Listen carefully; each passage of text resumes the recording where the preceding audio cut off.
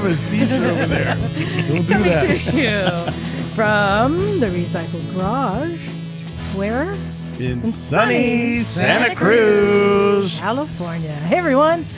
This is Liza, and yes, it is quite sunny today. Not so much the story yesterday.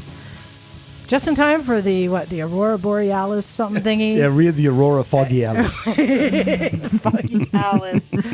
Yes, but still had a great weekend. About to get to that, but let's get to who is here with me in the room because we've got some new voices. But of course, one of the old voices, one of the lovely voices, one of my favorite. It's Naked Jim. Hey. I didn't know that, so you didn't even tell me that. I know. Look how clever you are over there. Jim's your favorite. I know he is. Look how happy she is with herself. You guys are like peas in a pod. Of course, that would be the dulcet tones of Stumpy John. The unloved and uncared for Stumpy John. So. Only in some circles. And only in some circles. That's comforting. these are big shoes to fill because Emma can't be here tonight. So we've got two people filling her shoes. Let's see how good of a job they do. First up, all the way from Utah, it's Jen. Hi. Happy Mother's Day. Oh, thank you. Thank you. Yeah. Well done. Indeed. And then the better half, you got Matt. Not better, but along for the ride, that's for sure. Yeah, so you guys are here, your listeners in town visiting. Yeah. Matt, this is your second time. You were here for our wonderful 500th. The 500th rain Stormageddon. The rain He's Yeah, I here think to I'm almost here to dried out by now from that. Yes. But of course, we can never forget everyone's favorite ginger. It's Bagel. Greetings from your brother from another mother. Word to your mom, she's come to drop bombs.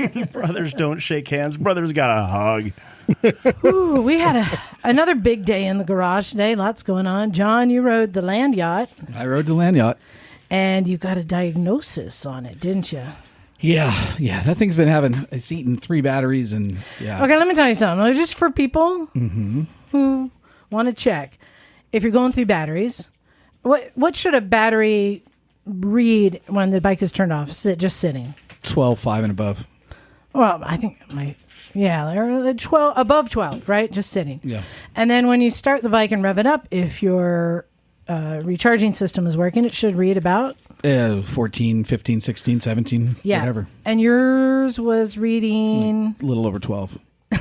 Well, it went from like 12.5 to like 12.9 or 13. Yeah, but not so enough. So it was it looked like something was happening, but not enough. Right. And that's kind of the tip. And I think for a lot of people who don't know, they go, "Oh yeah, I'm revving it up. Oh, it's going up." Yeah. But like not enough that it's actually working. Yeah, what would happen? Like the time we went down to Seaside and got shrimpies. I got all the way to Monterey and boom, it was over. Right. It just wouldn't start again. So now we know why. We do. Ooh, was there? But getting to that reg wreck was not fun. Oh my There was God. a lot of plastic coming off that bike. Jeez. I was so curious many how you troubleshot it. Well, we finally got it all apart, and then Emma showed us how to use the multimeter and test it all. Oh, right on. My Cool. favorite part is when you were all standing around scratching your heads, looking at it, and I'm like, "What's going on?" They're like, "We locked the keys under the seat." I think that was Matt. Matt, I think that was you, by the way. Important I really do. I'm like, helping. "What?" That is such the human element of And they're all motorcycle just like repair. looking at it like, I don't know. And Emma, she knows how to break into a scooter. I think a cop would know how to break into a scooter, but I guess not. She has her ways. Where's one when you need one? Yeah, she got out some screwdrivers and Oh, yeah. Yeah, she was in there like a ninja. Just slicing and dicing before we know it, seats up. though I'm still suspect because I heard somebody say, "Uh-oh." Ruh-roh. Was it Scooby? And then they all just like kind of turned and walked away. I'm like, what happened? I'm still suspicious that one of my tools slipped into the innards of the scooter. And they all just went, no, nothing. No, it's all good. But somebody said, uh-oh, and no one would fess up. What happened? You remember that? I don't remember Can't that. prove it. It didn't happen. Exactly. Jesus. It's like if you ever hit something, just don't look behind you. It's going to be Keep on just going. fine. Well, and Well, you got the scooter up and going then. No, I got it all apart. Oh, okay. Well, We had to that's take basic- half well, the battle. diagnosed. It is diagnosed. So it's the Reg Rec then? Wasn't It's the Reg, yeah. okay? Right on. Thankfully, Cool. yeah. And is that a aftermarket thing you can get for cheap, or is it? Well, you can, freaking It's a buddy. Is it a Tell buddy? them the so prices. the prices are ranging from $21 to $276. And Liza's saying go for the 21. No. AliExpress. So- all I the said, way. don't try. Yeah. Bagel, what do you think? Suzuki wants 200 something, and yeah. eBay, you can get a brand new one for like 21. Well, After knowing how hard that plastic was, oof. brand new, I wouldn't trust it if it's $21. But 30 is okay. You'd be better off trying to find one that's a good used one. Yeah. For like maybe $50, $60. Emma said she had another source that's about Yeah. about $100. We'll do that. Okay. It's been tested, and Didn't want to eat almost $300 after shipping and taxes. yeah, that's a lot. I bet they put those on a ton of stuff though. Bergman 650, right? Well, mine's a 400. Oh, okay. Yeah. Anyway, I bet they have those Reg Recs on all sorts of stuff. I'm sure they so. do. Suzuki's kind of been known to use the same thing more than once. Yeah, Yeah, I don't know. And then, So is John. I do as many times as I can. so I got a new toy. Of course you did. did. Living your best life right now. You know that, right? You are living your best life. So it's kind of like when you go to the doctor, you get a lollipop. Kinda. Just like that. Just like that. Well, But I better. had to go to the doctor's, and I got a motorcycle. I need to go to your doctor. No. So I got another Benelli TNT 135, just like the Because one. one is not enough. Well, okay. One lives in Ohio with Phil and the Cleveland Moto guys. Thank you, Phil, for storing that and for introducing me to Benelli. Actually, Emma took it for a spin, and she said, "Why would anyone have a Grom?" Yeah. Seriously. Yeah, you It's a came nice by little bike. you came by the alley the other night, and it was a great looking little bike.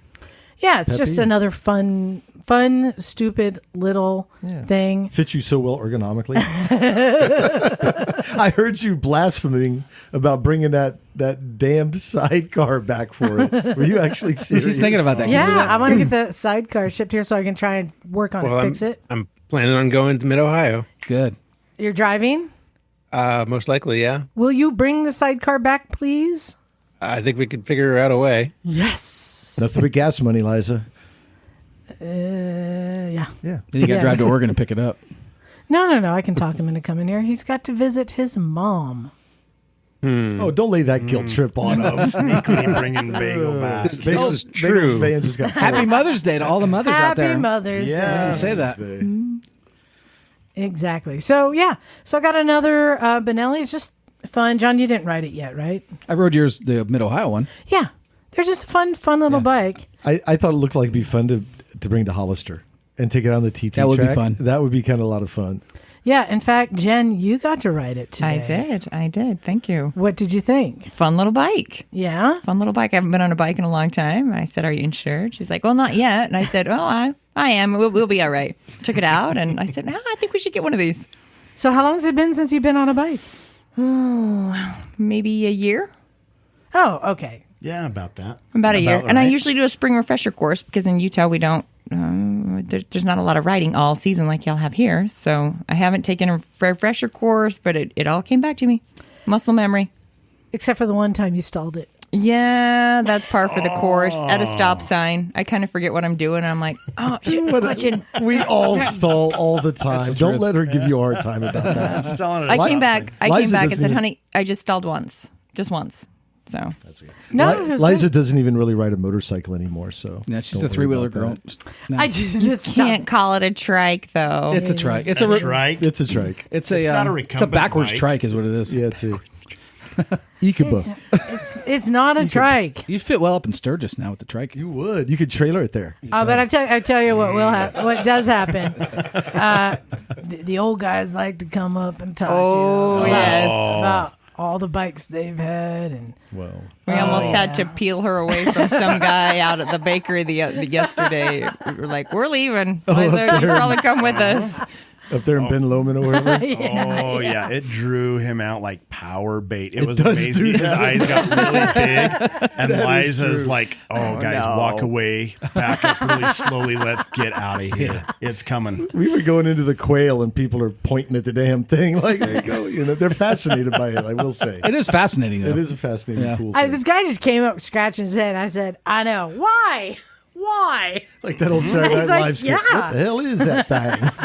I thought they'd been talking for 5 minutes by then because they just took right over, like it's happened before, I guess. Oh, yeah, it's fun. It's fun to talk to people about that, and But they're just trying to explain how it works and why they did that. You know. but don't forget, you need 2 of those little Benellis. If you like the one, you got to get 2 of them so you both have them. Okay. Small bikes are better when there's 2. Just a suggestion. Or Yeah. 3. Yes. Exactly. Or 3. You got kids? Look, 4. Right. You need 4 right. of them. We do. Absolutely. It's a You can have your own race. No, you need 5 of them. You got 3 kids. Yes. Wow. Right. The Amigo needed a companion. Yeah, no. What do you mean no? Was it like a service animal for a service animal? It reminds me of Schwarzenegger and DeVito and twins, where they're That's together, but that's they close. have nothing in common. Yeah, it's like his mean Italian cousin came to town. His burly but raised in Italian China. cousin. What was that Sopranos episode? The guy with the long hair who comes from Italy. Well, you know the other Furio. Furio, exactly. the other exciting thing that I got this week, besides a new motorcycle, is a handicap placard. I can park places now. Yes, VIP. I'm official. You mean we can park places now? No, I'm kidding. I honestly, I felt Send a your little complaints bit, to Bill at Cleveland. I felt a little bit like it's a sham, except they wrote on the thing extreme arthritis. I'm like, oh, maybe I do qualify. Wow. But I'm like, do I get one? They're like, sure. No, you. Pretty I've said you cool. should have gotten one of those for a while. Yeah. Well, you know what? It doesn't stop me from riding. If anything, you know, wheels are my feet because I can't walk and hike like a lot of people can, though I am looking to get surgery. But me being able to go to Pakistan, go to Peru, to go to all these places and explore places I normally couldn't, it's like, I don't know what life would be like if I couldn't go do that. And I'll tell you, one of the things that's really cool for me is discovering like a firm like Vintage Rides that's really affordable and rides little bikes. And it's not like this extreme thing, but more like, you know, let's have a really cool experience and get immersed in these cultures and experience and enjoy it, you know? Rather than, I'm not making fun of, you know, Emma and Kat's trips, but like, you know, the cappuccino and all the pasta and fast bikes. I'm like, that's cool. I kind of like the little more budget friendly kind of, you know, sometimes you're just eating somebody frying something in the back of a truck on the side of the road. I love those kind of real experiences. So I brought on a special guest to our show tonight who knows quite a lot about this. In fact, it happens to be the founder of Vintage Rides himself, all the way from France. We got Alex with us. Alex, are you there? Yes, hi guys. Yes. Bonsoir. Bonjour. Bonsoir. Ça va? Ça va très bien et vous? How are you? Bien. Very Wait, good. is that Spanish? Muy bien. Muy bien. I know. I was going Wait, to go I'm- Spanish. I'm working on this. Yeah, you know a lot about these kind of experiences. And in fact, I think you're the guy who like has curated this. And so we brought on another guest just to be a companion to you, to help share some of the stories. The person who taught me about vintage rides, we've got Wendy Crockett. Wendy, are you there? I'm here. Hey, everybody. Hey, our hero. Hey, Rumi, how you doing? What's happening, Rumi? So, Alex, thank you so much for coming on. You've got a whole room full of people here. Hopefully you can see us on the camera. And you got Bagel can see there. you all. Yeah. So, That's Alex, I wanted to learn more about vintage rides because when I found out about it last year from Wendy, I was really kind of like excited to learn about these. They seemed like these really affordable trips to countries that are exploring places that that people don't explore as much. It's not like, Italy and, that kind of stuff. It's going a little bit off the beaten path, but more so affordable. Because for me, when I was in my 20s, 30s, even really 40s, the trips that you'd hear about were like riding BMWs through the Alps, and it was like 10 grand, or going to South Africa on BMW. It was like always these big trips that were way out of my budget. So I was really excited to learn about vintage rides, and I wanted to learn how this came to be. And I know we can go all the way back to India when you were a young lad. Tell us how this all started. All right. First of all, thank you for receiving me. I'm glad to share this story with American riders. That's great. So basically, when I was 19 years old, I had the opportunity to go and study in India. I think I was properly looking for a cultural clash. I was still a teenager, and the clash was not as strong as I would have expected. So I decided to add some spices to the mix. I decided to learn how to ride a motorcycle because I had absolutely never ridden a bike before, and to cruise throughout India with my bike. So I did a trip from the most south part of India to the north, in different bits and pieces throughout the year. And at the end of that year, I said, okay, that was great. So either I go back to France by bike, so it was through Pakistan, Turkey, Europe, or I had a very little budget left, or I cruise through the Himalayas with whatever I have left. And if the trip goes well, I launch a travel agency to try to share what motorcycle brought to me and motorcycle travel brought to me to as many riders as possible. And that was in 2006, and that's when Vintage Rides was born. And let's talk about that first bike. What were you riding around on? So, in like the first bike was a Royal Enfield 350 Bullet with the old iron engine and right side gearbox. Yep. Jen, look around. Oh, there's one right there behind you, Jen. There's a Bullet. We got models here. And usually when we're, that black one. Yes, there you go. Oh, yeah. It's just a very simple bike, but in India, it's everything, right? Yeah, I mean, now India is changing a lot. It's changing very fast. So that was already 17 years back. At that time, the Royal Enfield Bullet was the biggest bike in the market. Yeah. So it's funny to think that the 350 and the 500 Bullets were the biggest bikes available in India in these days. So now the new Harleys and Triumphs have come in the markets, but it's still considered to be luxurious bikes. The Enfield is really the bike of India. It's not the bike which is the most sold because they have in very high numbers 150cc type of bikes. Right. But in the Enfield is the leading mid-size motorcycle in India, and that has been the case for the last 50 years. And the Bullet is very famous because they produced the same motorcycle almost the same way for 50 years. So that's why the first bike I rode was, right side gearbox, iron engine, kind of a bike. Yeah, the Royal Enfield Bullet was the longest unchanged model in production. Yeah, like 20 horsepower. Yeah, absolutely. Right? Yeah. But it worked. So you're 19 and you're traveling around, and what were some of the experiences that you had that you hadn't planned for, that you discovered? Wow, I mean, so many. I mean, I think the great thing when you decide to travel on such a bike, I think you accept, especially, that in this time, the bikes were not as reliable as they are today, even if today they are still not a BMW GS, to be clear.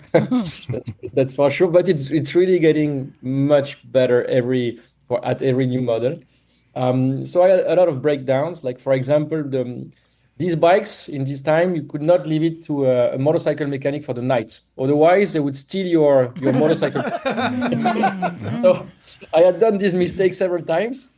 So I seized my engine several times. So I ended up, sleeping on the side of the road. I ended up sleeping in slums. But each time, these kind of things happened, I ended up meeting amazing people on the side of the road. And that's when I think the real adventure starts. And I think that's the magic of, traveling by bike in much more exotic and less developed countries is that you go really off the beaten track, as you mentioned, and when something unplanned happens, that's where the adventure really starts. And for me, during this first trip, it was the breakdowns. But now in the trips we organize, it's more we decide to take a road that we don't know, and we stop in a new lunch place. And more often than not, it's places where people are not used to see foreigners, and that's where the magic happens. So it can be problems, but it can be also very simple things like just going to the average dhaba on the side of the road. Yeah, so you like meet people along the way, and it seemed like this was an adventure that you didn't really know that you were going to have, but things just kind of happen, right? It's not something you can plan for, and that kind of like I'm trying to see like how. So you had these experiences just exploring and being, I think, open to opportunities, right? And yeah, of course. And then you're like, this is great. I want to share this. So you started out. It's French people mostly. Like you wanted to bring French people to India, yeah? Yeah, I mean, I wanted to bring anyone who wanted to come with me, to be honest. But because I'm French, it was obviously at the beginning more French people. So yeah, we started with French riders, and now our goal is really to internationalize our audience more and more. Now, last year we had people from 25 different nationalities traveling with us. The biggest numbers are still French, but we want to have more and more. Yeah, what percentage would you say of your clientele are still French? I think it's probably 75% French. So, and yeah. Do that many French people ride and do adventures? Like there's a rich history of off-road motorcycling. I know. What do you mean? Yeah, Perry Dakar. No, because this is the other thing that surprised me is this is the largest motorcycle tour company I know of. How many countries are you currently doing tours in? So now we operate in 19 countries. Whoa. Yeah. And not just like one tour. Like the Peru trip that we did. How many Peru trips are there this year? Like 5 or so? Peru is a bit slow. Yeah, there may be 5 or 6.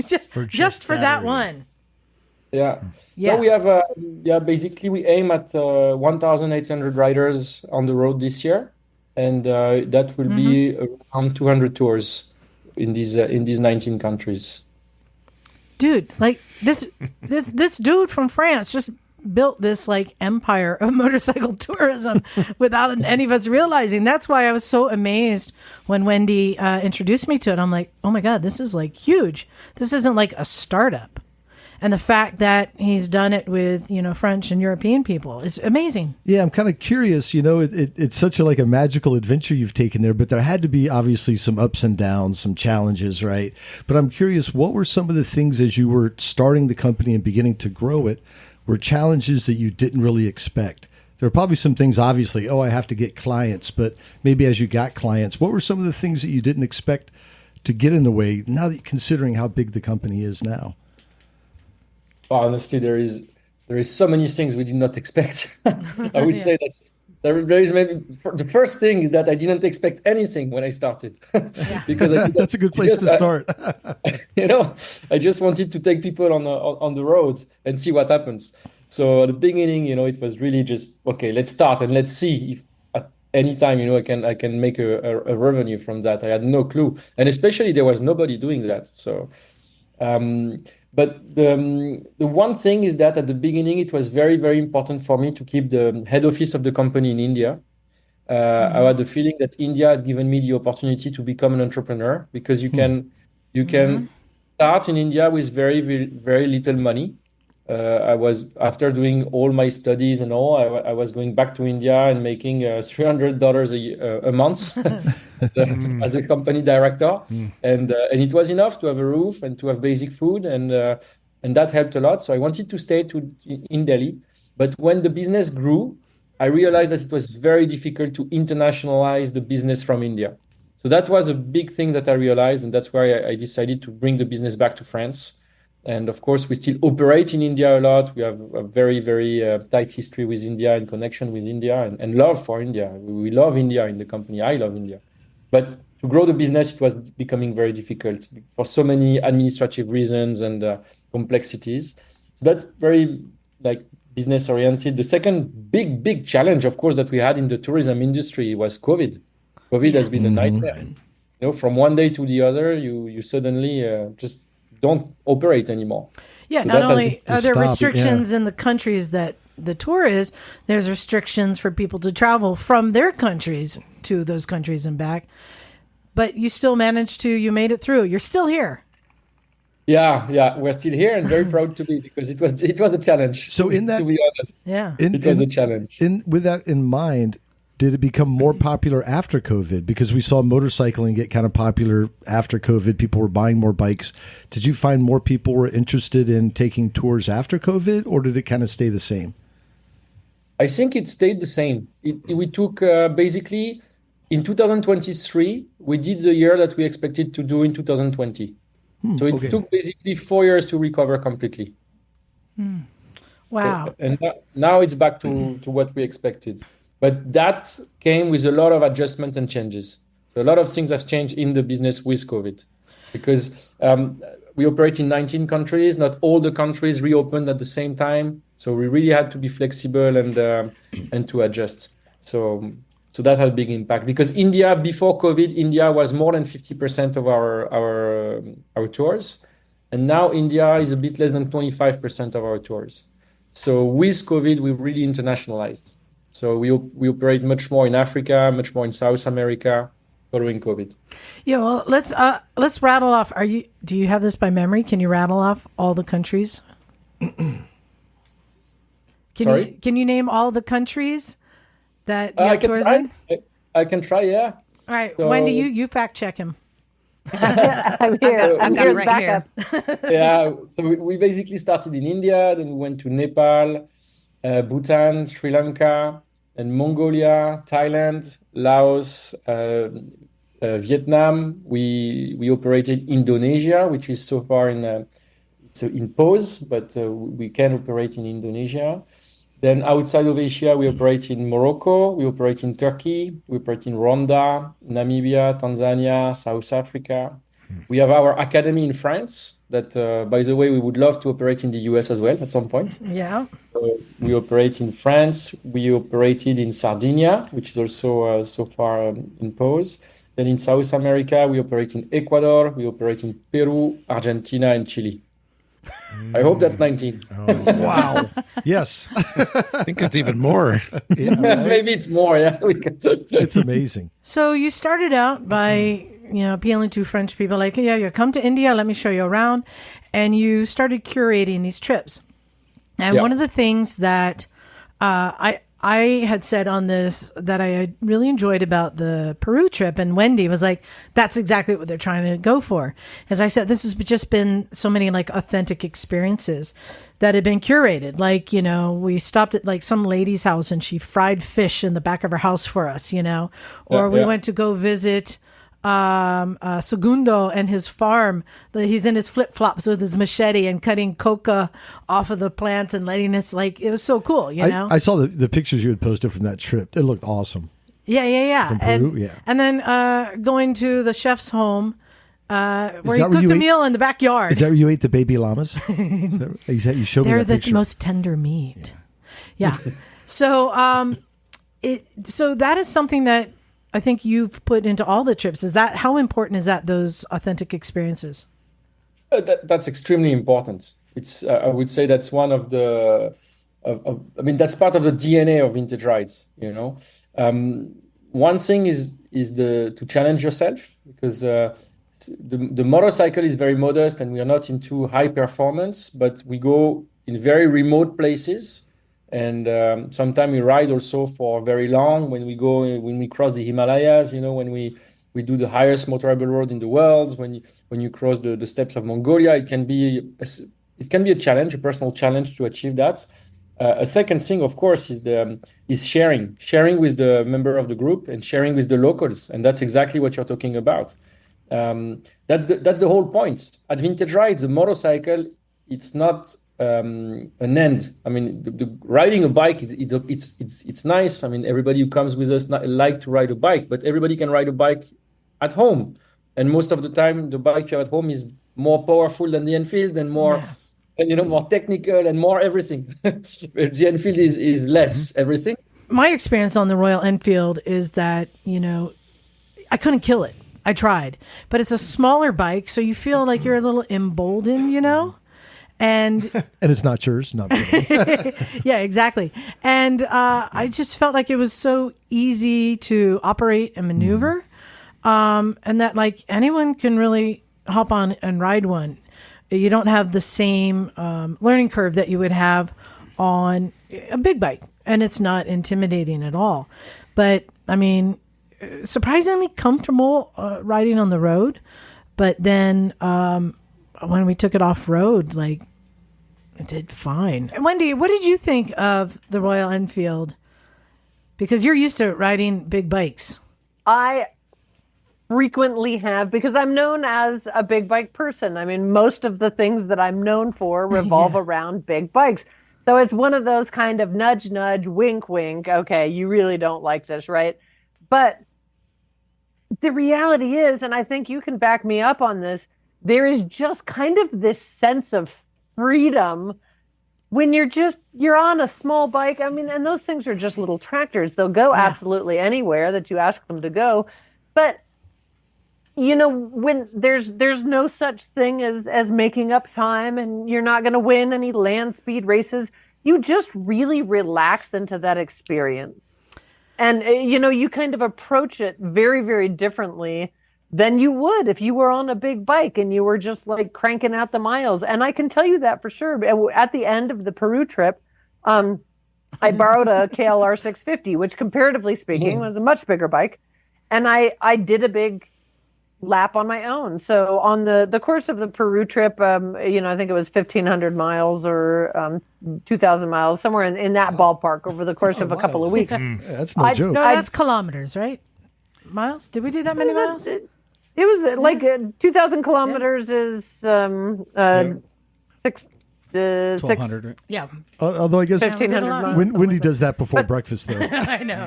Right. So, I borrowed the KLR 650 and I went out and rode by myself, and I did like 650 miles in a day, and it was wonderful. I saw some, completely different terrain and things like that, but I just, I didn't stop. I stopped for gas, and that was it. And I just kept riding, and I do enjoy the ride, but I don't have the resources. I don't have the connections. I don't know where to get off the freeway to find, Maria that's going to cook for us in her backyard. All of those things that made the trip so magical. It was really so amazing to have that as part of the trip. Because not only did I lack the local knowledge, but I don't have any sort of internal metering that makes me want to stop. I just keep going and going and going.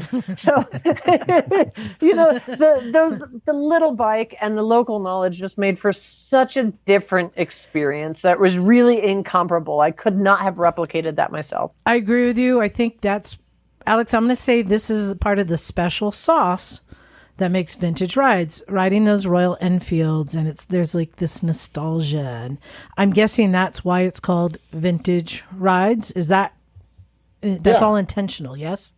Yeah, of course it's intentional. It's the bike, but more than the bike, because they get also more modern, with the years. It's the spirit of the trip. We want to do trip that to try to feel what you would have felt if you were traveling in the 50s or in the 60s. Yeah. And in some places where we go, things have not moved much, When I'm saying that, I'm thinking about Mongolia, for example. It's the same, mobile houses. I don't know the name in English. In French, it's the yurts. They call it the guerre. These kind of round houses, and it's still the same. I mean, now they have a random TV. I don't even know if they have a channel on it. And that's it. Otherwise, it was the same 1,000 years ago. And that's what we love. And you were talking about local experiences. So what we like when we are in Mongolia is to sleep in these kind of traditional houses, and even to sleep at a local farmer for one night. with the cool? That's nomads super and cool. to cook with them, to catch the animals with them if they allow us. So that's the kind of very authentic experiences that we want to give. And to be able to enjoy such experiences, I feel you don't need to drive fast. Yeah. And and you don't need to drive too much also in the day. And any way to do that, nobody needs vintage rides. So that's where we are different. It's about the experience, the proper traveling, to go and properly meet the locals in the countries. It kind of So- embodies that feeling that it's not the destination, right? It really embodies that it is the journey. And I know you started the conversation when you were a young man. What really seemed to grab you was the adventure that happened off the bike. And you had mentioned the DNA of the company still seems to be that the adventure really is when you're off the bike. And I think that's really cool. If you want something else, Yeah. those tours exist. But if you do want to really I think that's cool. I think it's really a great mindset to have. Now, I'm curious because obviously with this many tours, this many countries, there's no way that you're the one going out there and exploring and finding these. So I want to ask you, like, what are the countries that you discovered and you found, and which ones are your favorite experiences? It's very difficult to say what is my favorite, because I would say that I love several tours, and I would also, depending on my mood and depending on the day or the weather, I would like to be in a different place that I experienced. It's very different. So, for example, personally, of course, India is very dear to me because I stayed there for many years. And it's where everything started. So sometimes, let's say I am with my wife, I want to do a very off the beaten track adventure in India, yet having a very good comfort in terms of accommodation and staying in proper luxury castle and all. I would go in central India. Like, it's very remote. You have very, very less tourists. I think in some villages, probably the first white people that they've seen. So that I love, I love this place. It's very chill, very easy, not too much riding. We go and see the tiger. Also, there is tiger reserves. So that I love. You always want to go see the tiger. You don't want the tiger to come see you. That's no, the but thing. sometimes it does come see you. You just need to stay still in the car. or exactly. You're talking about what happens on tours. Yeah. One of my groups, because in the DNA of the company is that the guides have the freedom to experience new routes if they feel that the group is ready for it. So one of our most senior tour leaders is called Johan. Johan is extremely talented. He's the one who launched Peru, for example, and he stays in India. He keeps on creating new routes. And one day in Madhya Pradesh, he had a great group, so he started exploring. And suddenly, he sees two policemen stopping him. Say, okay, what's going on? And he was with the group. They say, no, you're not allowed to be here. He say, why? I didn't see any fence. Say, yeah, but you are in the tiger reserve. So there was a lot of conversation, and he was like, no, we can get rid of it and all, but he could not get rid of it. Long story short, they drop the bikes, they get them a car, they start the car without the light, very casual, and all, and suddenly they put the light on. There was a tiger in front of the car.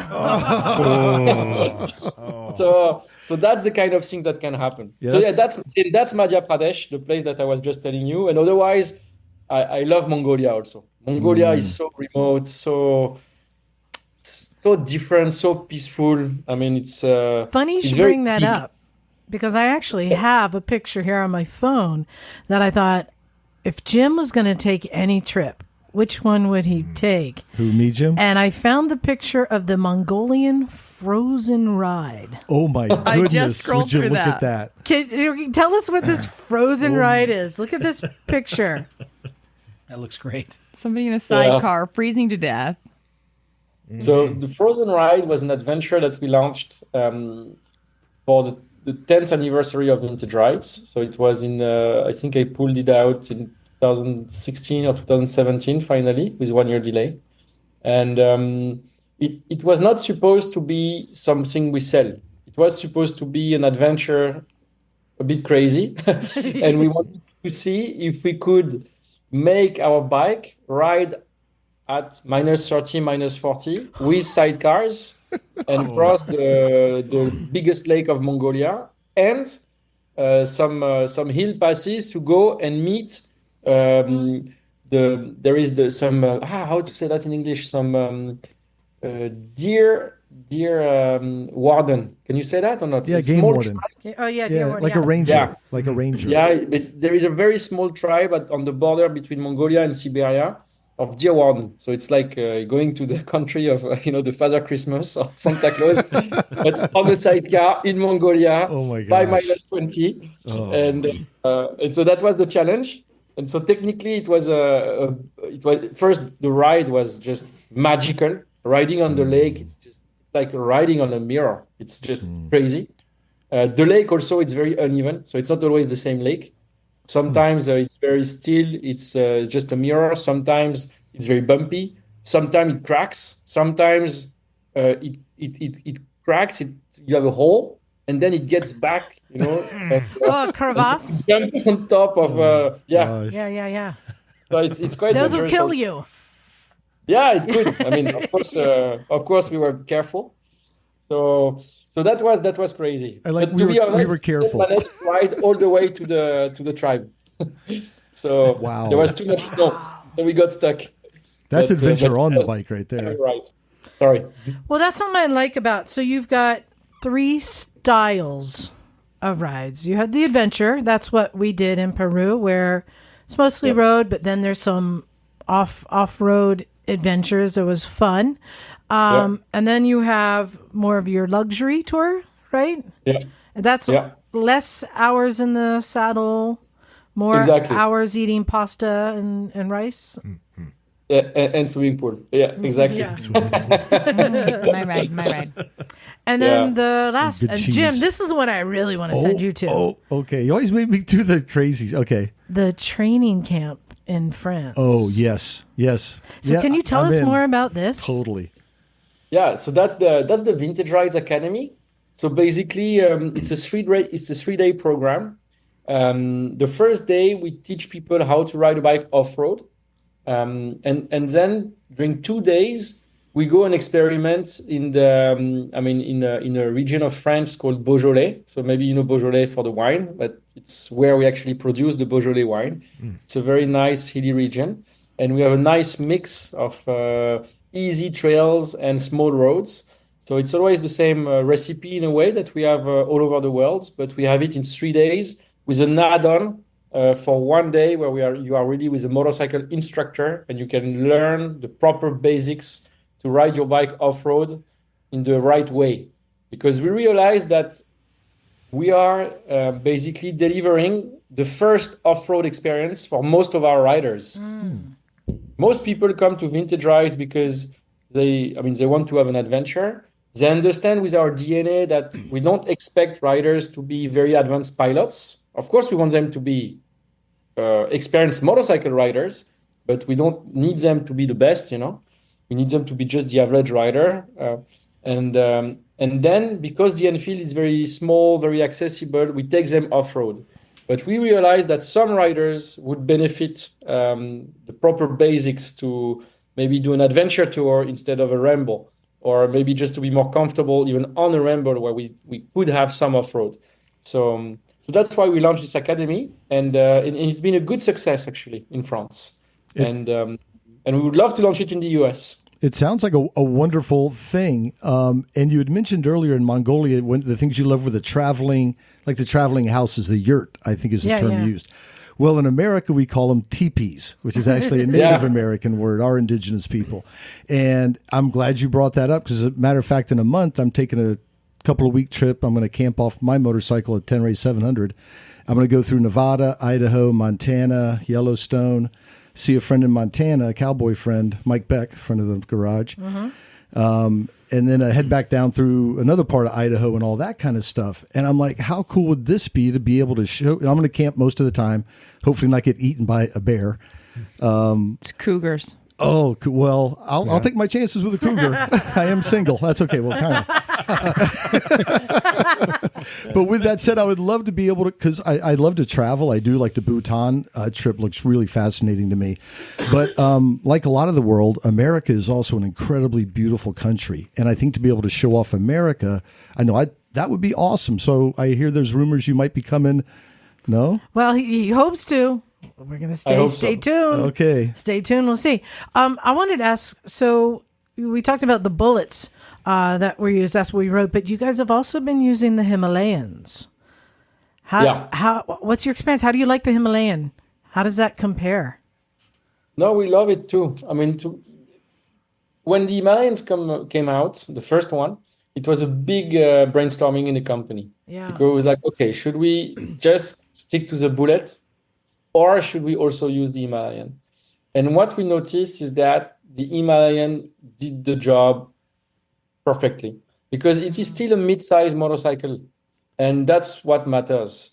What matters is not to be, extremely vintage looking. What matters is to be an accessible bike, a modest bike that allows us to go beyond the beaten tracks, that allows us to travel the way we want to travel, which is ride slow, in a safe way, approach the locals with a bike that doesn't look like a car. So and the Himalayan does that perfectly. And for example, in Mongolia, it also brought a lot of comfort to the riders, because when you ride off-road most of the day, the bullet at some point can become a bit rough. And thanks to the Himalayan, we could do a bit longer days. We could make the itinerary a bit more dense. So it actually created, it brought us added value on some tours. Some tours, we want them to stick to the bullet. But on some tours, having the Himalayan makes sense. That's pretty cool. So I have a little surprise for you, Alex. We got an email sent to us. This was unsolicited. It just happened to come in this week that I want to share with you. So, John, our friend Tad? Absolutely. He went on the Stumpistam trip. He did, yep. Yeah, so he went to Pakistan with us. And then he also went to Italy with Emma on one of the Dolomites trips. So he said, hey, greetings. Just wanted to pass along a few comments on my trip to Morocco at the end of April with Vintage Rides. I had never heard of this company until Liza mentioned it at the beginning of the year that she was going on a trip to Peru with them. So I went online and checked out their offerings. The thought of traveling at a slower pace on Royal Enfields and having a chance to smell the roses appealed to me. As it ends up, Morocco has been on my bucket list, so I signed up for their 5-day High Atlas tour. Being a veteran of both a Stumpistan, Pakistan, and Misfit's Dolomite trip, I've had the bar set pretty high in regard to reasonably priced high-experience tours.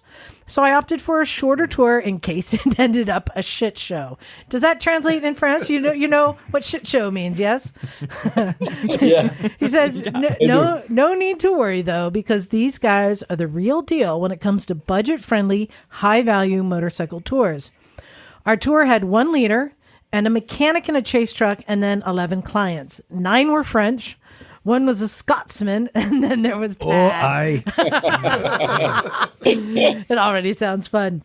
It says, not speaking a lick of French, most of my downtime was with the Scotsman and the tour leader, who was bilingual, although 2 of the French women spoke English well enough to make it an easy group to travel with. It was advertised we would be riding the Himalayans, but ended up on the 350 Classics. At 410 pounds and 21 horsepower, I was a bit apprehensive, but having gained some respect for lower-powered international transport during the Pakistan trip, I decided to pass judgment for now. So we started in Marrakesh and headed south over the mountains and into the southern desert. Roads were in much better shape than expected, with minimal traffic, which was a plus, and none of the ice rink polished concrete found in the foothills of Pakistan. That's when we start losing them, the first day. Yeah. The first day is the worst. The polished marble. Yeah. The only exception was when going into small villages where we were met with speed bumps, a torn up mix of asphalt and dirt, and a gaggle of school children waiting for us to catch air. Send it. 20% of the ride was on dirt roads, mostly in the desert. Being a bit of a desert rat, having lived and traveled in the Mojave for most of my life, the Moroccan desert was a completely new experience. So picture the Mojave with 25% of the vegetation, none of which was over 1 foot tall, with dirt and rock roads and no sand. Did you hear that, Jim? No sand. I like sand. You're the one that doesn't like sand. This is the closest I'll ever get to riding on the surface of the moon. Rad. Road riding was exceptional in the mountains with Dolomite level curves and switchbacks, but without the forest, dramatic craggy mountain peaks or horsepower. The trip was well paced with bio and snack breaks, and comfortable intervals complete with hot coffee or tea.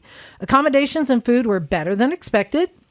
Even in the remote areas, all the rooms had hot water and restaurants attached to the hotels. We had several stops to visit historical sites and spent some time visiting with a Berber goat herding family in their cave in the desert, which is not something you'll get on an Edelweiss motorcycle tour. Oh, that's rad. So if you're considering a slower paced tour in an off the beaten track location, it'd be worth your while to check out the offerings at Vintage Rides and see if there's something up your alley. Alex, I want to visit goat farmers in their cave. Does everyone get to do that on this trip? Yeah, we do that. That's the kind of small surprises that we try to have on the tours. But sometimes I let the goat out of the cave, I guess. It's like, what? So isn't that fun that he went on the trip and was like, yeah, that was really fun. And I know that I personally, I know when Wendy and I were on the trip, we were talking with other people. Everyone starts going, so where are you going to go next? Right? And we're all looking at the list. So when we interviewed Wendy at AMA Vintage Days, was that 2 years ago? Last year. Last year, yeah. All at AMA Vintage Days, which was a hoot. What really fascinated me was the concept of Bhutan. I know. The land of happiness. Because I don't know where it is. Can you talk? I want to go somewhere I don't know where it is. You barely know where Fresno is. Alex, can you talk a little bit about the Bhutan trip? That really fascinates me.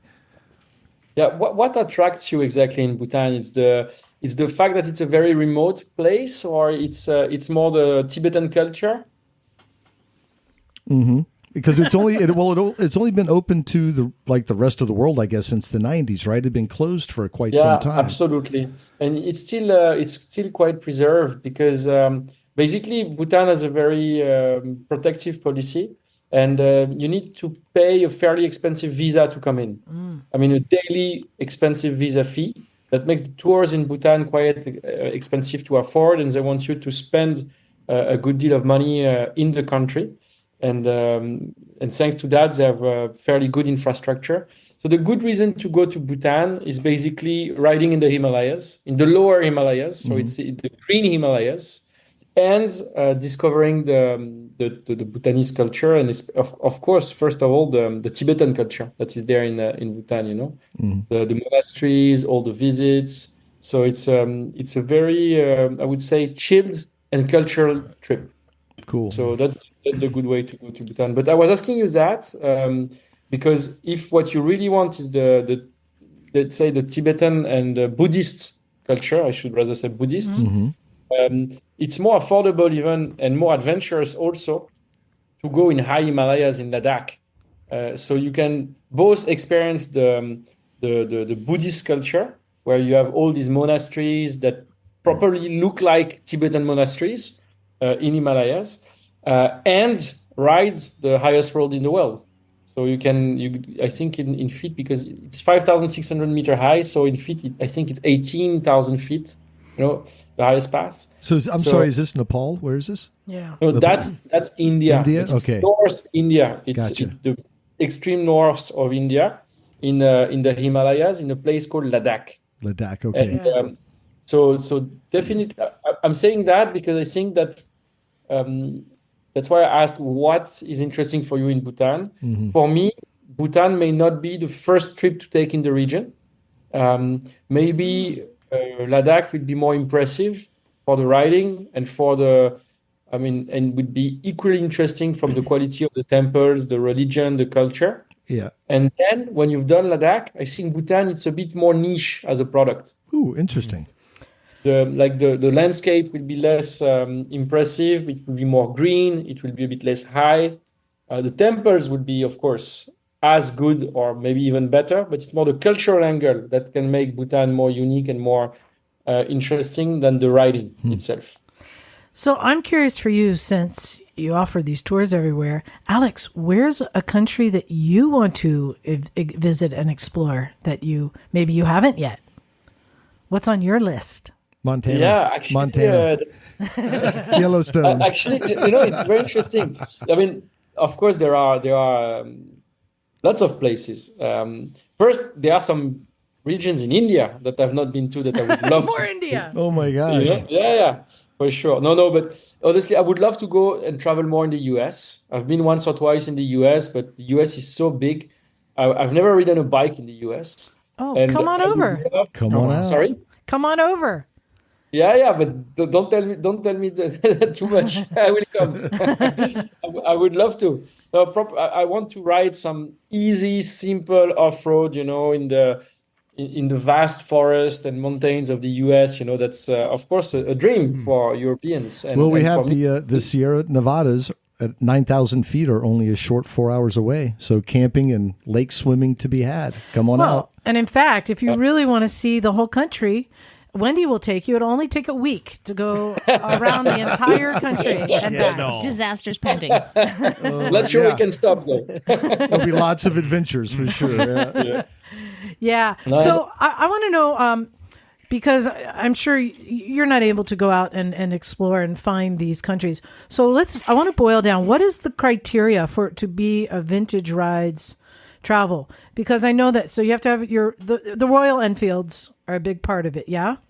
Yep. And it has to be like budget friendly, and you have to have authentic experiences. What is your checklist that you give your scouts when they're looking for a new place? Yeah. So to be honest, there is a lot of gut feeling. So that needs to be the truth. I mean, there is a lot of gut feeling. Do I feel that destination will appeal to the community or not? Sometimes we have a strong feeling about a destination and we make it happen. So it was the case for Mongolia. In many places where we've been, there were no Royal Enfield available. So we been the first one to import Royal Enfield in, for example, Mongolia, in Morocco, in Peru. There was no more distributor when we started. So we again had to import the bikes in Peru. So sometimes we have a strong feeling about a place and we make it happen. Sometimes it's a connection, like someone contacts us. Like, for example, in Rwanda, which is a very surprising destination. It was Rudy, our local partner, who contacted us and said, hey, guys, I would like to get some Enfields, or, what do you think about operating tours here with me? I love bikes. I love what you do. What about doing something together? And we just said, it sounds crazy, so let's do it. So that's in general. Then what we look for is, first, of course, there needs to be Enfields, or we need to be able to register Enfields legally, which is not always easy. Right. 2, there needs to be the international driving license needs to be valid in the country. Oh, got it. So, for example, we just opened Vietnam 2 years back because for many years in Vietnam it was not legal, so we could not operate. So we're waiting for it to be legal in Vietnam to start operating in Vietnam. And then it's how can we make a very diverse tour, like let's say in 10-15 days tour will be diverse in terms of landscapes, in terms of experiences, with max 250 kilometers a day. So, and then depending on how intense the days will be, how diverse the tour will be, if we can get the Enfields, then we will make a decision about the destination.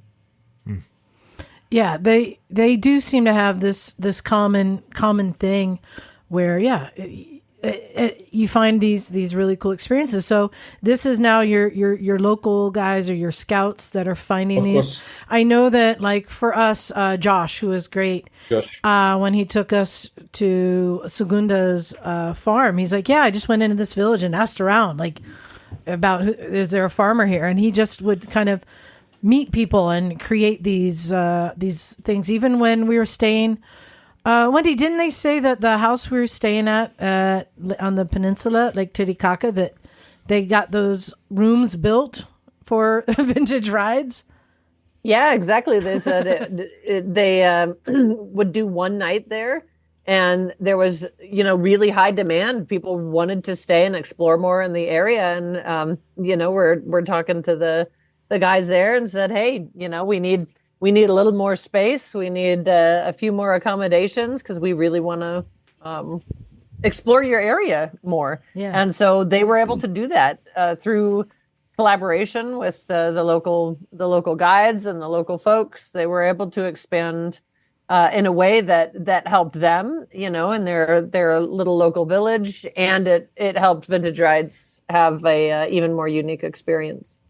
Yeah, that was something that was really cool. And so to experience these in all these different places, it's just it's mind-boggling how this is all created. So, Alex, what would you say? What is your goal? How many countries do you want to be in? Do you want to take over the world? For long, my goal has been to be in across the 4 continents. South America, Europe, Africa, and Asia. Now it's done. So now I think it's not really about the number of countries. It's just about there's some cool countries I want to add as destinations that I will keep for myself. But I think some countries need to be on Vintage Rides list because they are too cool. The US is a personal goal. It's not extremely strategic for Vintage Rides. Because of the way we operate tours, I think the US is very strategic for people who operate tours on Harleys, but for people who operate tours on Enfields, it's more niche. But it's a personal goal. I would love to do that. I think it would be really cool.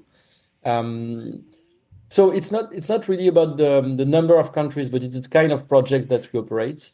I would like to operate also more cross-country tours, where you live for a month and a half, and cross several countries across the continent, like proper, expeditions. Ooh. So that I would like to operate more.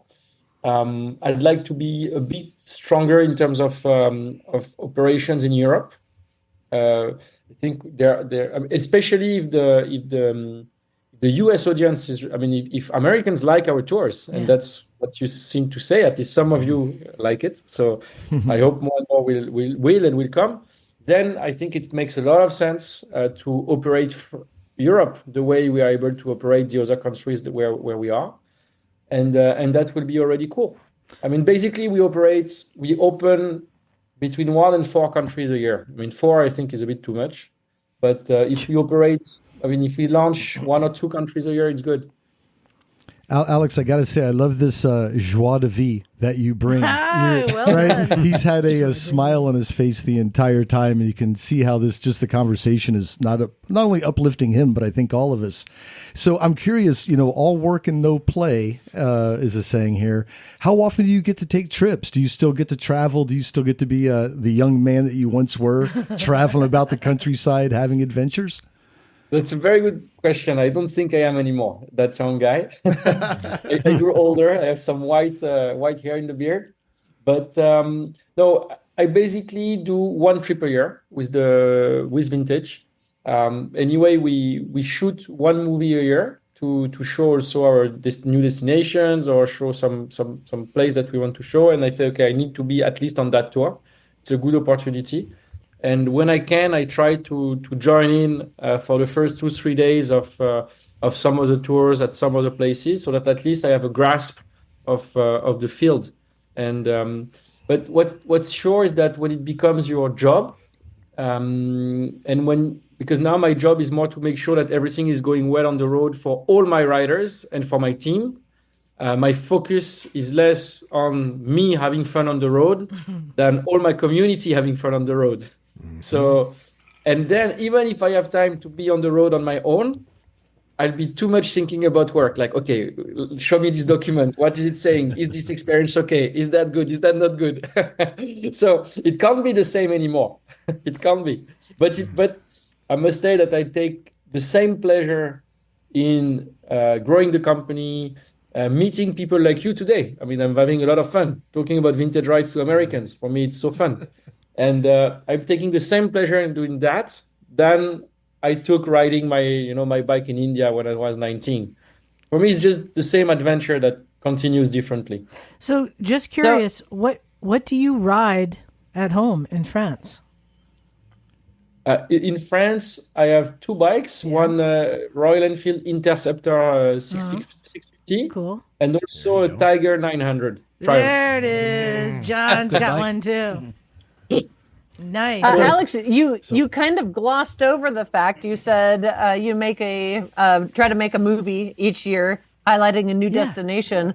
Ooh, if the listeners have not been to the YouTube channel for Vintage Rides, man, if you want something to give you immediate and ferocious wanderlust, go look through some of these videos. They are visually stunning.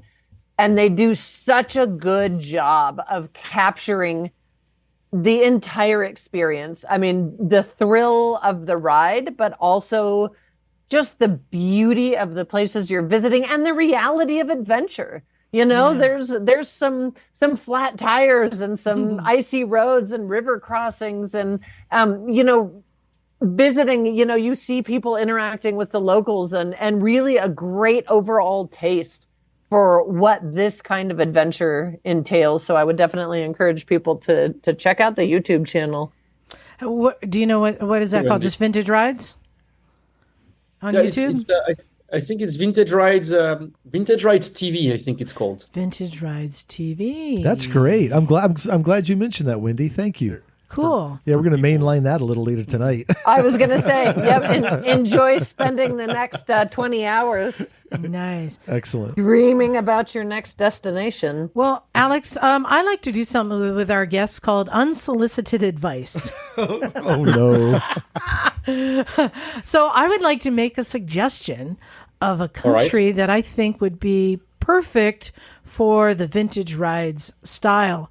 And I think a lot of Americans would be very interested in this too. Have you looked into Iceland? It's part of the bucket list. Okay, good. So we're on the right track. But it's very difficult to organize. It's very difficult to organize for many reasons. But anyway, it's part of the bucket list. One day it will be done. I think the Royal Enfields are that perfect kind of just to slug through everything. Yeah, exactly. Bagel? Yeah, I have a little unsolicited advice too that I'd like to offer. For a great U.S. tour on Royal Enfields would be New England during fall when the leaves are changing. That would be a fantastic destination. And also, I think one that might be very interesting to Francophones would be a tour of Quebec also. Yeah, province of Quebec. Right. A lot of very interesting culture there to be found too. Absolutely. Nice. Well, Alex, I know it's middle of the night. I don't know if it's time to go to bed or get up there, but I wanted to thank you very much for coming on and sharing the story of how you managed to build up this mega company without Americans really knowing. And I'm glad to be a part of helping to spread the word. Really, I learned from Wendy, so I'm just in the pyramid scheme. I'm just the next layer, but I thought it was really cool when she told me about it, and then to go on it and really get to experience and understand what Vintage Rides is doing. And yeah, I'm in. I want to do more trips. That's so cool, and thank you so much for having me on this podcast. Great to meet you all. Oh, it was a pleasure meeting you. On, yeah, thanks for staying up. Right on. And honestly, if you do come out here, we've got plenty of bikes, and we happen to live right in California on a little road called the Pacific Coast Highway. Have you heard of it? Yes. Yes. Beautiful. Mm-hmm. Beautiful. And Lake Tahoe, 4 hours away. So we got the bases covered. Yeah, exactly. It may even be a tiger available to make you feel Oh, right at home. yeah, I know. There might Well, hopefully I'm going to get, I've been trying to talk Matt and Jen here on a going on a trip. I think it would be perfect. We're sold. We'll go.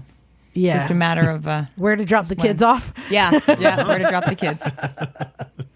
Awesome. Well, and Wendy, thank you for coming on also and for introducing us all to Vintage Rides.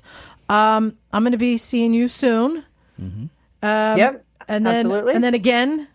And then again. And then again. Yep. We got a few things lined We got a few up. things going on. But we're both going to be at AMA Vintage Days. And hopefully talking about our trip to Peru and helping to spread the gospel. I feel like I'm like a missionary now. I found a new religion. I just want to tell everyone about it. Preach, sister. Preach, sister. Amen. Lord have mercy. Have you heard the good news? Hey. Yes. So thank you two for coming on. I appreciate it. For the English version of the website that I know Wendy worked at, vintagerides.travel. Did I get that right? Correct. Yes, because I started going to vintagerides.com and like, what? I don't know what this is saying. And then I'm like, no, she's like, no, vintagerides.travel. I did all the work for you. It's all spelled out there. Go ahead and take a look and go check out the YouTube channel, Vintage Rides TV. And it sounds like some moto travel porn to watch. Yep. Nice. Check out the YouTube channel, then go visit the website. Send a message. You will get a hold of me, and I will be happy to help you with anything you need to plan your dream trip. Even if you just have questions, even if you want to just toss out some ideas. I like the mountains, and I like moderate temperatures, and this is when my vacation falls. Hit me up, and I can help you find your dream vacation. Can I ask just one parting question? You don't have to go into detail, but if you want to be kind of rough and rugged, I'm thinking Mongolia is probably coming to mind. But what's the kind of most? What's the hardest core? Not the kind of. Well, I mean, hardcore, but what's the most kind of like challenging yeah. sleeping in riding the dirt, or just like the experience? riding experience. All the things. I would say probably Upper Mustang. It's a very remote valley in Nepal. Oh, is this the one that I think Josh was telling me about? This is the one. This was Wendy, you our guide mentioned this Josh. too. This is his baby. Yeah, it's his baby. Absolutely. Yep. Awesome. And this is another one where you talk to Josh and you really get a feel for how much flexibility he has in executing these rides to make sure, as he gets to know each group of people that's traveling with him, he has the ability to modify this ride. And like, look, if you guys are down, you've got the skills, we can make this even more aggressive. If we need to modify a little bit to make this more chill and you want, just a little bit more cultural interaction and kind of have an easy day, he's got that flexibility to really make sure that everybody is having their ideal trip. So that makes it really cool too. If you show up for Upper Mustang 3 times, you're going to have 3 entirely different trips. Yeah. So that is really one of the beautiful things about the small groups and the really finely curated destinations and these incredible guides that are given the flexibility to make sure that you have an amazing experience. Oh, I have one more question for Alex. I'm so sorry. I'm trying to let you go, but one more question. Alex, of all the countries, which one is your favorite food experience? Oh, I meant to ask that. Yes. Ride to food. Yes. Favorite food? Yeah, our motto, by the way, is live to ride to eat.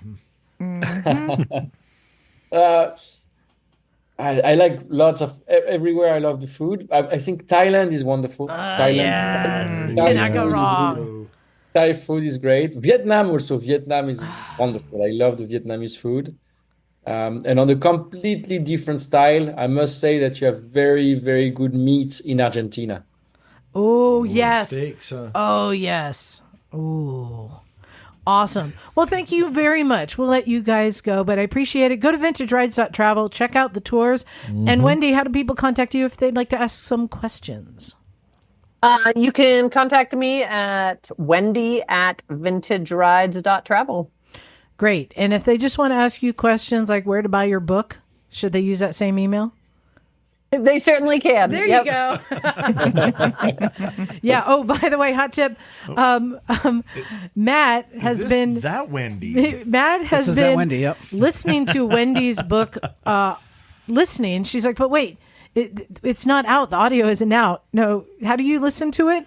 So through the great storytelling ability of Alexa, Oh no! she's There you been go. reading the book page by page into my ear as I drive across the country. Oh my gosh! There you go. But apparently, when it's like spelled out like grr, Oh. she just says GRRR.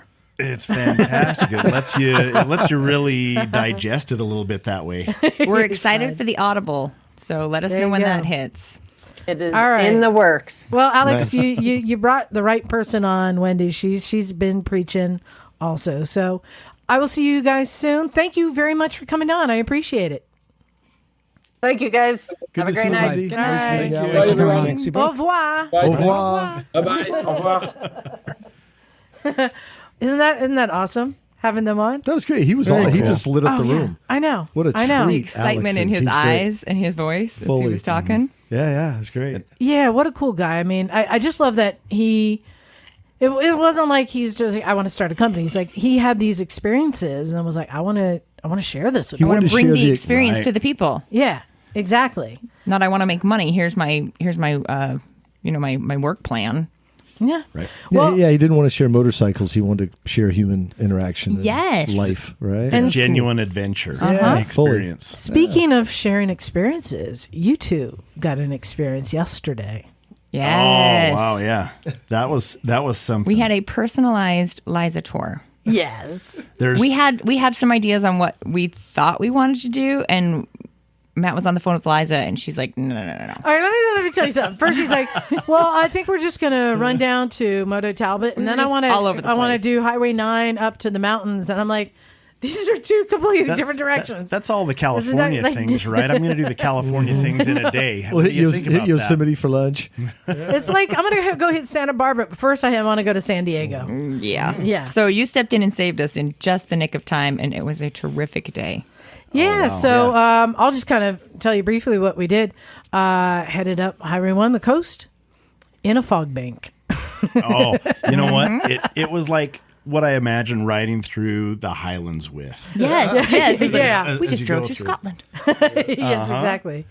But yeah, it was a little chilly, but still, it's not wet. Just a fog bank, but you could just see if you look diagonally up in the sky, you could see the blue. It was there. It was We just found right it. there. teasing us a little bit, saying, "Ride a little more, ride a little more. I promise, it gets even better." But we both turned on our heated grips. I'm like, and this is why we use our heated grips I all year almost turned on round. the heated seat, but I knew Matt would die, so I left the heated Yeah. seat off. So we headed up to what's that brew pub that's up near Gazzo's Creek? Highway 1. Highway 9 or Highway 1. Yeah. Highway 1 brew pub. Wonderful little restaurant with a beautiful yeah. little backyard area. How many bikes did we see just in the parking lot filling up at the gas station? Oh wow! The parking lot was full. 50? If it had been a bigger parking lot, maybe there would have like been even more more. bikes. Oh my There were, gosh. I think three different groups. Yes. There's that one gas like a station LA there. thing, yeah. There was about 50 bikes there. And so everyone was out. How many bikes do you think we saw in total yesterday? Oh, counting the parking lot, we were well over 100. Yeah, well over 100 Did you bikes. guys get up to Everyone Alice's? was That out. was a lot of waving. And we didn't even stop by Alice's. Oh, you That didn't was- go to Alice's? That was No. between the Oh, wow. restaurant and then in our riding, and I think everybody was out going, "Oh, this is it. This is the sweet Yeah. spot. This is the day." Yeah. Yeah, so we Yeah. went up from the restaurant. You go Gazzo's Creek, which is basically a little winding road just going up through the farms, It's beautiful. Yeah. which is just beautiful. And I had kind of warned him. I'm like, there's a point here where you can just open it up and just trust these sweeping turns. There's not going to be like anything dangerous. You can like, we were doing like 70, but just flying through these turns, really nice. And then heading up through La Honda, we were going to go up to Alice's restaurant, but there was just so many bikes and cars out. So we took that. There's a side, is it Pescadero or Yeah. something like It that? goes out to Pescadero instead, right? You, Yeah. Up through La Honda, then you make a right. And it kicks Yeah, up and right. that became a little tight, little It's a yeah. fun road. Oh, tight, it was just bumpy this road. little ribbon, and And Matt loved it, and I was on the back going, I'm going to puke. I don't know what vomit in a helmet It's is a going to bit look twisty, like. yeah. So you're like second gear, just going over the turn, and everything's in bloom. These guys showed up with their Claritin. My eyes are all red. I I'm feel cracked like out of I my was- mind on. I was on the Golden Trail into the Emerald Palace in the But the Wizard of smells. Oz. I'm like, oh wow. As The I flowers, take pictures, yeah. I'm always like, okay, I'm taking this picture hoping that I can remember the smell, and because I know the picture's not going to do anything, but I'm like, the smells that were coming through were just incredible with everything in bloom. Well, and I will say where we're from, we live in a great area of Utah where 5 months out of the year we have amazing roads and good scenery. Yeah, and beautiful. Everybody is on that road because they're all doing the exact same thing. Yeah. As we rode, I think there was maybe twice in 4 hours as Liza's guiding us around, doing her thing. I'm like, we have these roads pretty much to ourselves. We're going around these corners and we're having a blast. I mean, we're pretty. I felt like I was pretty close to full Good. chooch. And you'd come around and I'm like, we have the full road to ourselves. It was amazing. So would you have given yourself a ticket if you would have stopped yourself? Oh, absolutely. We'd be calling for a wrecker and a run. Uber. He'd run. Oh yeah, it was. Yeah. I'm retired, suckers. It was a good time. But those roads are what's nice about where you're at. There's no real destinations, right? I mean, eventually you'll make it to Alice's or down on the one, but a lot of those roads like Gazos and the one you mentioned or Felton Empire, there's nothing up there, so there's no reason for cars, and it is nice. Yeah. Oh yeah. Till you hit a deer or a Well, it turkey. was And beautiful. how impressed were you with how well trained the car drivers are? It's amazing. The children are ecstatic to see us. Everyone waves us on. As we split lanes, they park, they pull in their mirrors. It is and it's nice, like, I just feel like a princess on the back everywhere of the bike. we went, waving the cars happily. pulled over to let us pass. Yeah. I thought you were Moses with a staff. yes. She kind of has that look. It was a beautiful day. Everyone was gracious and nice, and no one were assholes, and everyone pulled over to let us We go. need to and- bring Right. this mentality to Utah so we can enjoy riding our roads. Yeah. So they're enjoying. We cut down through Big Basin, which is one of our big redwood state parks that had been affected in the fire. So we're like suddenly going Been through we're effective. like It burned to the ground. burn It was torched. zones, Yeah. right? Where it's just kind of like creepy, but everything underneath in bloom, Yep. right? Yeah, it's coming back. Just kind of cool, and we went Nature. through there, and then we headed down 9 because we had to go to the bakery. Bakery. That bakery's incredible. Jim, isn't it? Jim insisted. We go heard to on this good bakery. authority that it's worth a stop. It's pretty Oh, it's good worth a stop. Yeah. Did you get the Bumbolinis? You know what? I would have We gotten got one of so much everything. stuff. They got these little cream puff things. I don't know. with We were like ricotta cheese in the $100 center. and Oh, 4 my God. boxes of baked goods. Later, we pull over at the Redwoods and we're just gorging ourselves on deliciousness. It's the beaties. You get a box of beaties. That's what you get. Yes, It's yes, great. that's exactly Dude, what it was. I ate like 3 of those pistachio cookies today. They were so good. And this is at this point that I pulled over. I'm like, owe you for this. you want to trade? You want to trade bikes? Oh yeah. You rode the trike? Oh yeah. It's not a trike. You want to trade the bike for the trike? She could see me on the back going, oh, Jen's back needs a break. So I'm going to put her on this one with the backrest, give her just a little reprieve. Yeah. So tell everyone what you were riding yesterday. So we're on the BMW S1000 XR, which is a pretty decent, capable bike. It's quick. It holds 2 up. Yep. But there's definitely not a backrest, and it only has 2 wheels, which I didn't know was even an issue until I had this breakthrough yesterday. And apparently you can ride as well with 3 wheels. So So you're what'd you part of think? Track Nation now, or what? I guess you could say I was shocked with 2 in the. There's I don't know.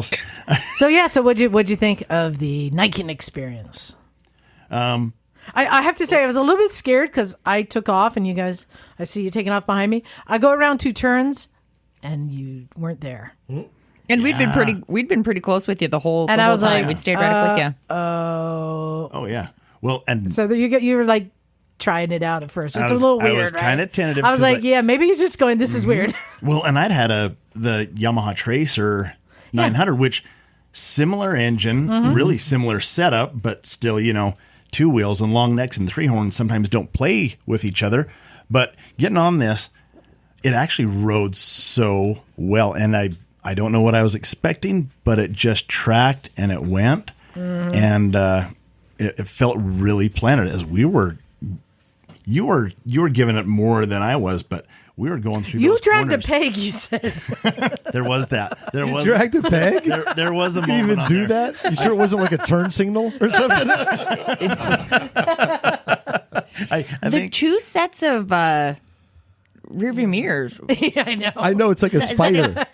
So it's Which four. one do I look at? It has Which four one do I rearview look at there? mirrors. These stock mirrors are so poor that people put aftermarket mirrors on the handlebars.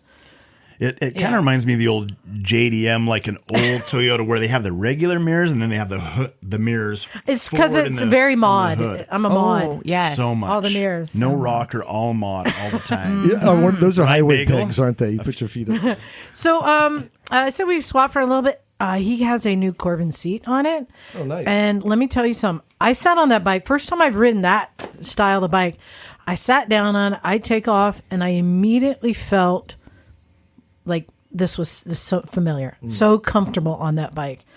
First turn, I'm like, yep, I know this. And that seat just felt like my ass was just kind of being like held gently by a giant hand. Does that make sense? That's what you're gesturing. The opposite of your trying. And I just signed language for Corbin seating. Yeah, I just fit Double the bike. cup. The fit, everything was right there, and immediately, I'm like, "Yep." And I just started going. Felt really comfortable. Nice bike. I liked it. Yeah, you look like you were feeling it. You were doing well. Yeah. So we swapped for a little bit, then we swapped back, and then we got the bakery goods, and I said, "Well, do you want to eat it here, or do you want to go down to the redwoods?" And I found out this is Jen's first redwood experience. Yeah, that's awesome. Wow. Yes, Oh, and it's cool. been on my list magical, of isn't it? to-dos. And so I was love like, trees. Well, there's Yeah, another. trees are cool. There's another park down here, and there's a cave in one of the trees, and they're like, "What?" I'm like, yeah. Well, Was this a big basin we'll proper? See. no, so we Henry went to Cow. Henry Henry Cow. Cow, Henry sorry. Cow. Okay. So I'm like, let's go there, and we took our goodies, and we got them out, and we ate way too much pastries Oh my gosh. there before heading off into this little 1 mile walk through the redwoods.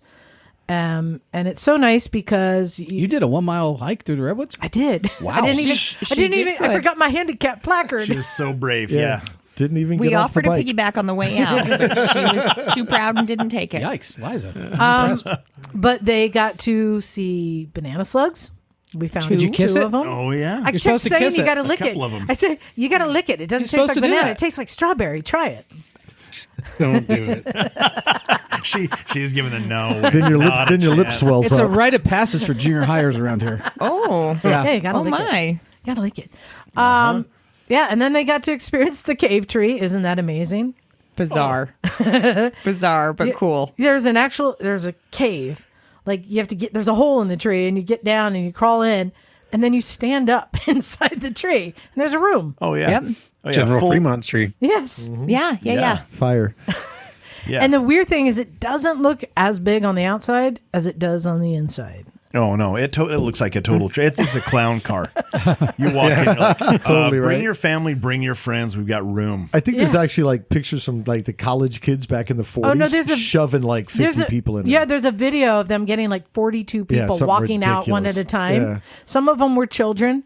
I think they were stacked like Legos in there, But And maybe even on shoulders, because you definitely had room to go vertically. oh yeah, and as well. it's tall. yeah. You It's could've- tall in there. Sounds like a Liza family vacation, actually, like y'all do. I know. But yeah, you guys had a really good fun time there. wonderful. So, and then you're saying a lot of people say yeah, we got good roads where we are. You guys are up in northern Utah, good roads. But when you see how Highway 9 comes down, once we drop out the last redwood, we're going to be 5 minutes from home. It was crazy. Oh yeah. It's like, we're just Yeah. 15 minutes to my house from this tree here. Oh, we can leave my house and we can do this road or this road, and then this connects to here. And how long do we can do this loop? It was, and that's We just something, said, just go, just take us, because there's too many options. We don't know what we want. Just go. Oh yeah, and kind of we talked about, and to go back to what Alex and Wendy were saying, it's all about having somebody who knows what they're doing, that knows the roads, that knows the people, that knows what's going on, and is flexible enough with a spontaneity to go, sweet, we're going to go try something different, and I think you're going to like it. This is going to be rad. Hold on. Yeah. You forgot knows how to eat.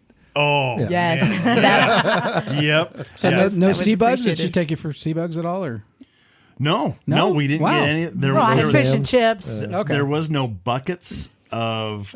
Well, wait a minute. yogurt Hold on. sours. Y'all went to bomber no, hold Mexican on. We food, went though. out to dinner afterwards. Oh, we did. Yes, we did. We Yeah. did. The We got- Lita's is good. Yeah, so then afterwards he came here. I gave him a tour of the Yep. boardwalk. Oh, and yeah. we went down to the wharf. So speaking of a good tour guide that impromptu, she kind of read my historical, architectural, Oh, yeah. And anything historical. Got a She's like, tour of "All my right." mom's house and the Toaster Museum. Yes, I I'm love like, that kind we of can keep stuff. going. great. It's like House is great, he isn't gets to ride. Oh, I yeah. get to see the Oh, historical yeah. stuff. That's a perfect win-win Something for for us. everybody. Yeah. Keep our interests.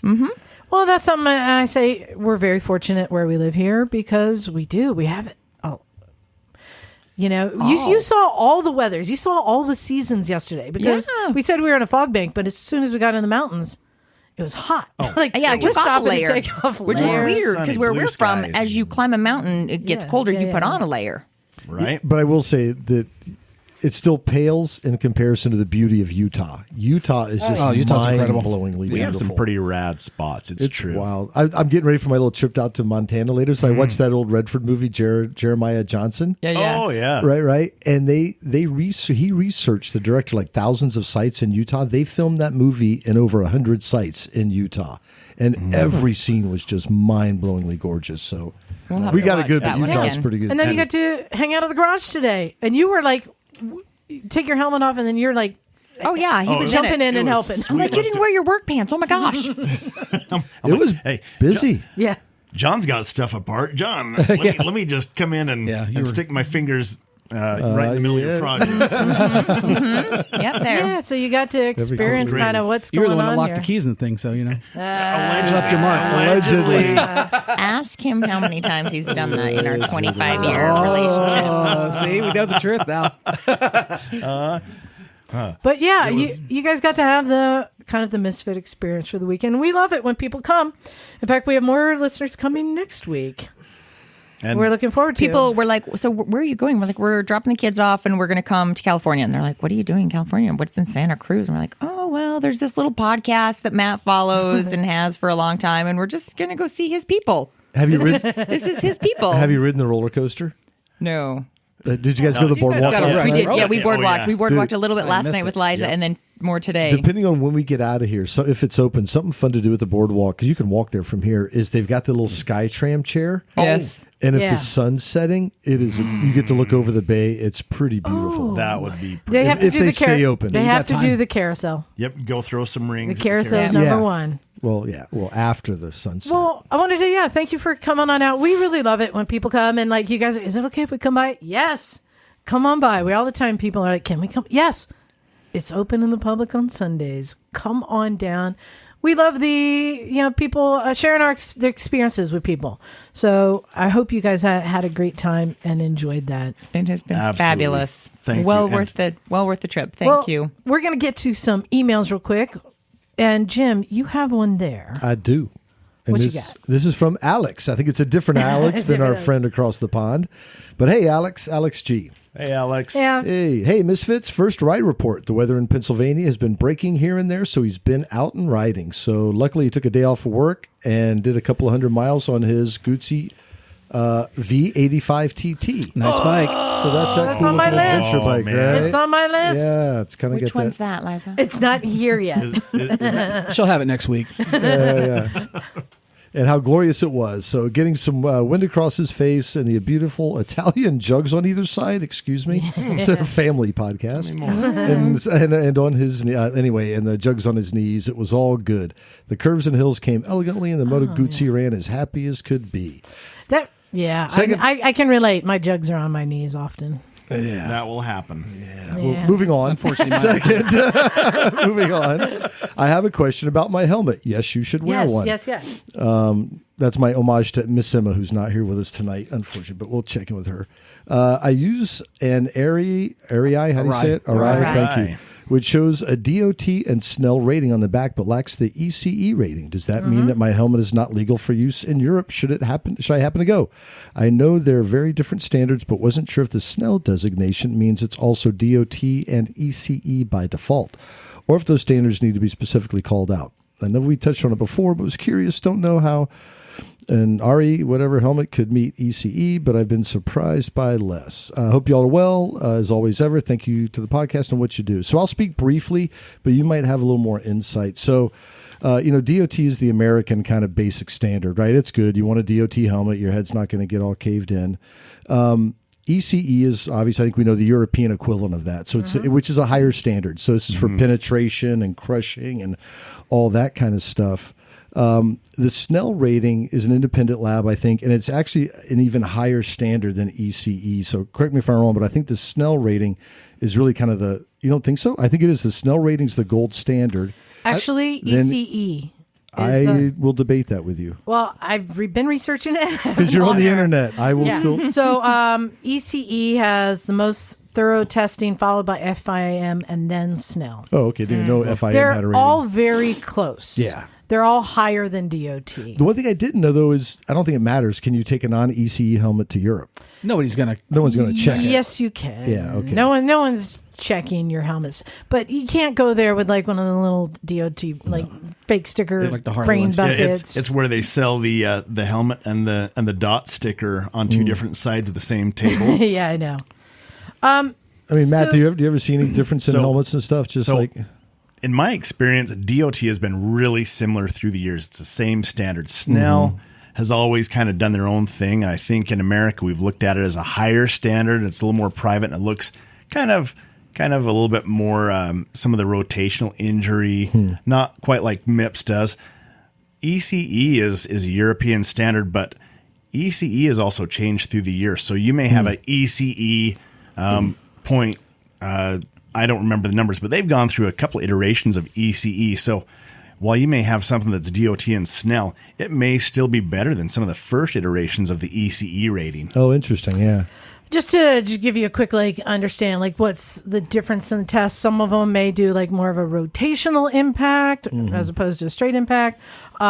Snell, one of their requirements is that rivets don't stick out more than 2 millimeters, and anything else that sticks out more than 7 millimeters will break away readily. And then for ECE, it has to, if it sticks out more than 2 millimeters, it has to be smooth and rounded. So they have their different little tiny split and hair differences. The reality is you'll be fine with any helmet that's rated to any of these degrees. You'll be fine.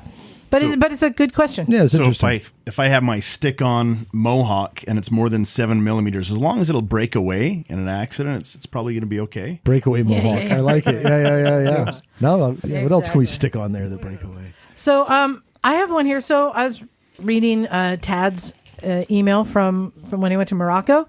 Well, there was a PS that I didn't share, and you guys will find this interesting.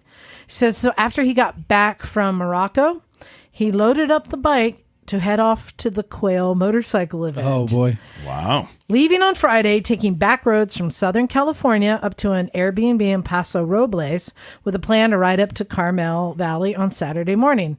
He'd been checking the weather all week and it didn't look good. So with a final check in the morning, he decided he didn't want to spend the day riding and hanging out at the event in the rain, and went with plan B and spent Saturday riding the back roads between the 101 and 5 and trying to stay ahead of the storm. Smart man. So as he headed up on Sunday morning to head the 200 miles back home, he realized his rear tire had gone flat. He'd picked up a drywall screw. Apparently, it was karma for not being a real biker and slogging it up in the rain to the Quail on Saturday. So he says, about a month ago, I decided my 13-year-old tire repair kit needed a refresh and did so, but in my rush to leave, left it neatly packed on my workbench at home. I briefly considered getting a tow somewhere for a repair, but with the prospects of not being able to find a repair shop at 8 a.m. on a Sunday morning, or on Mondays, and the likely chance of getting some young intern tow truck driver who picked the short straw and had to work Sunday, I quickly nixed that thought. So he decided to hail an Uber to the local O'Reilly's automotive shop, and he bought a plug kit and the cheesiest floor pump you can imagine for $15, which after plugging the tire broke when it got up to about 5 psi. But fortunately, his Airbnb host had a legit compressor that she offered to loan him and was back on the road in short time. Tire was still at pressure after 100 miles and a gas stop, and ended up making it home safely, only to start thinking about coming back to the quail in 2025. All right. Well done. Bring Cool. your rain gear and a tire kit. So you're not the only one who bailed, John. Yeah. There are other people who are like, I don't know. And he's the one who he went to Morocco, right? Yeah. And he was talking about riding on the surface of the moon. If that's what he likes to do, he should come up to Oregon and ride the old Mackenzie Highway, Highway 242, when it opens for about 3 months in the summer. Ooh. It is absolutely spectacular, surrounded by lava fields. Is that like Eastern Oregon or like down by? It's kind of Western Central Oregon, and east of where I am. Hey, Jim. About an hour east of me. Yeah. Road trip. Hey, remember the new thing? Send Jim somewhere or whatever, something like that. Send Jim somewhere. All right, John, you got one there to read? Yeah. This is from Stephanie Feld. Hey, Stephanie. Hey, Stephanie. Hey. I've got a transport story for you. Remember we talked about this, I think, last week. Mm-hmm. One day, a Sportster arrived at Bikes Built Better for an accident estimate. I wrote my estimate and sent it to Brian, the progressive insurance adjuster, who always did a terrific job. He called me and asked, "What's with the gas tank?" I said, "The right side is all smashed in." He said, "I didn't see that when I wrote my estimate at the customer's house." Oh. I was shocked. I mean, Brian never missed anything on an estimate. Was it dark? I asked. No. Were you drinking? No. How could you have missed this? So we called the customer, turned out the bike had fallen off his trailer while he was transporting it to Bikes Built Better. Cheap Chinese tie-down strike again. Brian was very relieved to hear that it was not losing his marbles. Oof. Motorbikes are great. Buy good tie-downs. Yep. Oh. I got one more quick one here, and this is from Steven. He says, "Hey, y'all. Hey, Steven. Thank you for a great discussion on how to correctly transport your bike on a trailer. I'll be renting a U-Haul bike trailer soon. If you've got any additions specific to this low-cost, popular option, I'd appreciate it." Does U-Haul have a bike trailer? Is it the one? Do they have like? I haven't seen it. Maybe they with do. rails. I've used the U-Haul bike trailers. So tell us cool. about And this. I didn't. you know what? It's exactly what you expect. It's got the rails like a dirt bike trailer. Yeah. Well, Okay. it had a chalk up front, and it's just large enough. The one that I had was large enough for one bike, so you can strap down handlebars on each side. It was really easy That's to use, cool. Yeah. and if you don't have a pickup truck, you don't have access to something like that. It's such a cool option. And you can throw a ton of other stuff in there too. Oh yeah, I'm sure, you right? can throw it has the little rest of your sides to gear. it. You've got bags. It had probably a foot tall sides. Yeah, so but still, yeah. everything you throw in is going to be safe right where it's at. Strap it down, and nothing to worry about. So the other, depending on what bike he has, I mean, you've got that trailer hitch carrier, and do you like it? Do you feel like it's secure back there for your dirt bike? It's secure enough. So I've got it's a trailer hitch that has a bottle jack mechanism that'll jack the bike up. Oh, the bottle jack already failed, by the way. In the reviews, they're like the bottle jack's cheap, so you may want to go ahead and replace it. So that's where I'm at. I think you can get them at Harbor Freight. Oh, you can They're get them, super yeah, cheap all day long at Harbor So Freight, and it's easy to switch out. But I think for a 450 dirt bike or less, I'm okay with it. Right. Anything bigger than that, nah. And the idea of a trailer, because I think they go up to 600 pounds. I put my 690 on once. Yeah. I'm just saying you could do it. But what I like about the trailer, it's like a pickup truck. You have all that extra storage space, which is great. Yeah, that's cool. A trailer. Yeah, so I didn't know they had bike ones. I think, like we discussed last week, the straps make a big difference. Yeah, the Pro Taper straps. So we like those because it's not a hook around your handlebar. 'Cause it's going to bounce and come off. The Pro Taper have a strap to go over your triple tree or handlebar and then hook in, which are great, and the little ratcheting mechanism. And they have to be the carabiners. And carabiners at the bottom or whatever you're clipping into. Then you don't have to worry about, okay, if I go around the corner and you get slack in the left side as it comes around. We've had, we'd rented out some bikes and came back and they'd scratch the crap out of the handlebars because and we thought we were specific on this is how you need to tie these down before you transport. And I'm trying to remember when we did our trip. And the people were driving alongside us, waving frantically because we couldn't see the trailer behind. We had a rental RV, and Eliza's old ass trailer. Oh yeah, and somebody was waving frantically. We're like, "Oh no!" And a couple of hardcore looking Utah people, I think, a couple of white dudes. We pull over, and I'm like, either there's a problem with the trailer or about to get robbed. Yeah, that's universal sign for issue. Yeah. Oh yeah, we had an issue. I don't remember what was. I don't know. One just fell over. When I was young, my dad made this thing. It was similar to the hitch thing. It would go onto that, but it was a piece of like like you have on the rails for the things. He would just put the front wheel on that and leave the rear wheel on. And let it and the rear wheel would just. I've seen that. I've seen people make those. I mean, it works for like around town. If you want to go, you can go far with that, but you got to take the chain off so you don't just jack You're it not up. just tearing that up. Let me tell you something. Side note, this made me remember. I was rolling the Benelli backwards into the garage, and I saw the odometer go backwards. Oh, good to know. Ferris Bueller trick there. I'm like, wait, how did what? Yeah. Oh, you can also the speedometer will track you backwards too. Oh, wow. I'm like, what? Yeah.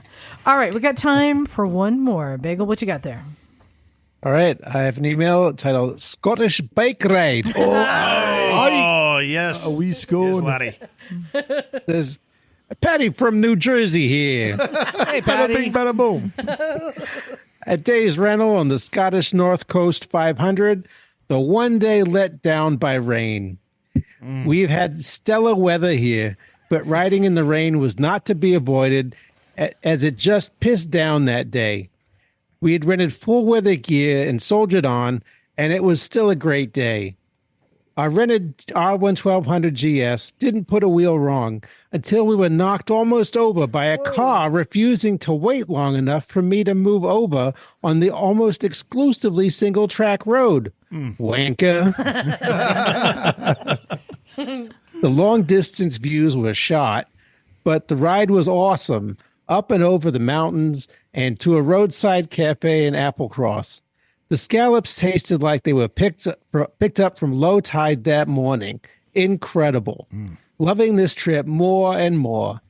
As for the GS, first time riding one. I get it. It's not for me, but I get it. I like spicy, and we'll stick with KTMs. How many KTMs did we see yesterday? So many. Oh, As we were pulling out the parking lot, I'm like, this ride's sponsored by. we might have seen them all. And he says some shots include a stop at a local car park where the locals have been feeding Callum the red stag for years. It's a deer. No one knows how old he is, but he has patchy fur and no teeth. He is only alive because people stop and feed him. Oh, he's rough. Of all the things you could look at in the Scottish Highlands, I've been there. That's what you send us a picture of? You got to know Patty. That's the way Patty rolls. Is Patty from New Jersey? Yeah, he Is that rolls what like you're that. talking about? All right. Somebody propped him up for this photo. He comes up to everyone and just sniffs and courteously bows away if you have no food. Patty even looks like he's got this look on his face like, the fucking deer stinks. A perfect gentleman. Can't wait to get home and have a day-long blast on that spicy bike. Ride fast and take chances, ding-dongs. Patty. Oh, there we go. Patty's coming home to some Stromboli. I hope he's going to be at Vintage Days again. Yeah, Patty, make it That'd be happen. cool. Gavin. Yeah. So have we talked to you guys? Are you going to come and join us at Vintage Days? I'm When's working Vintage on Days? it. I'm working on it. Last weekend in July in Ohio.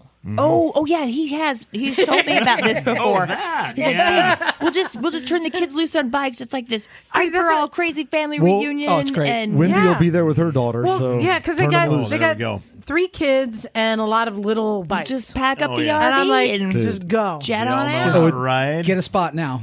Oh, yeah. You have to RSVP. You can't just show up. Yeah, you can. Just hook up. Not with an RV. That's another. No, but yeah, it's heaven for the kids. Oh, it's Lord of the Flies on Moto. Yeah, Kids, great. if They you're start under riding 12. the 2-strokes at like 5 in the morning. Oh, See some 9-year-old on some like Great. 250 CR. Whose damn kid is that anyhow? My favorite memory, I think, forever will be those kids with the mullets and the pit viper glasses. They're like 12 and 14 negotiating Phil for a bike. It was like awesome. a bunch of Chads running around. Oh yeah, Oh yeah. oh yeah. You just let them. It's so unique. There's nothing like it. Oh, you know what? It sounds Yeah, amazing. It really sounds and- like a cool event all just the entire time. But yeah, there's kids. There's kids races. You can enter them in races. Right? Every time I go, it's Your like, this daughter can't would be love legal that. forever. They're going to have to stop this eventually. And it keeps going. So it's Right? And grab Get it while the somehow going's they good. get away Exactly. with it. Until somebody's insurance company clues in. I remember last year when we were there, and they had the barrel racing got shut down. So then they turned it into, they took over the motocross track in the middle of the field, remember? Yep. And there was a little kid out there and dad riding defense behind him. Yeah, nobody was getting close to that. Get a kid. blocker. Nobody. And this little kid just going around, everyone's trying to go, and this dad just being the blocker. But not that even it's such a family. No, but it's such a family-oriented thing. There's actually a whole family campground. There's just a barbed wire fence that separates the family from the animals. Where we are. We're on the animal side. We're like in the heart of the animals. Okay, we've been warned. Unicorn girls riding around, taunting people. 9-year-olds probably riding better than Here's the plan. Here's what you have. need to do. Go to Cleveland, buy 2 of those TNT 135s. There we go. On the way there. No, they have little bikes. We've got only some got bikes. one. Yeah, but They've you like the new one. Get the 2 new ones. I do. Right. Like the Jen new one. did take to that Yes. Benelli That was pretty pretty well. So I've already told you that I like to be a good influence on kids, and I would be so honored if you would allow me to introduce your children to their first mosh pit. Uncle Liza strikes again. Uncle Liza's got you this afternoon. Here's $20. Yes, they're also going to be smoking menthol cigarettes by the time the weekend's over. But It's true. Hey, but a little bit of whiskey will make them go right to sleep. That's true. It works That's good. it. out of an insecticide sprayer. God.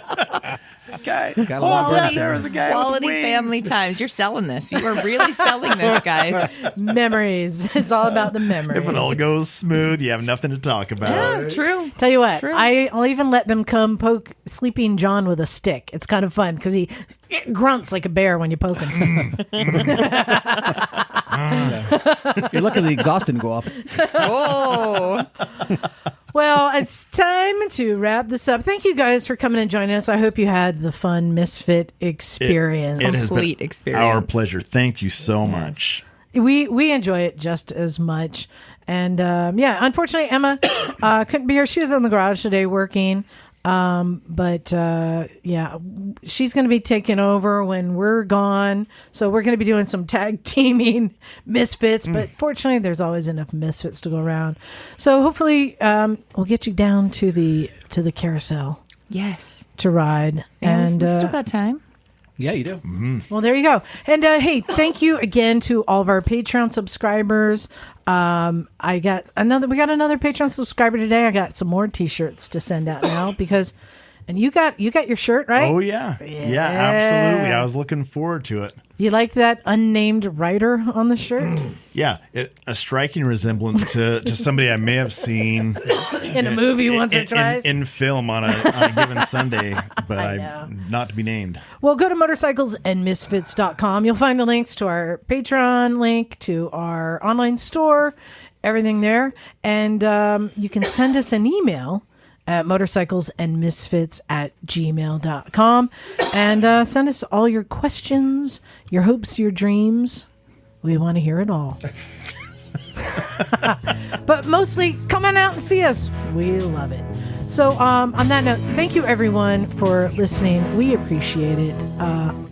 Let's get out of here. This is Liza. Stubby John. Jen. Matt. Naked Jim, son. Bagel. And we are out of here. Cool. Au revoir.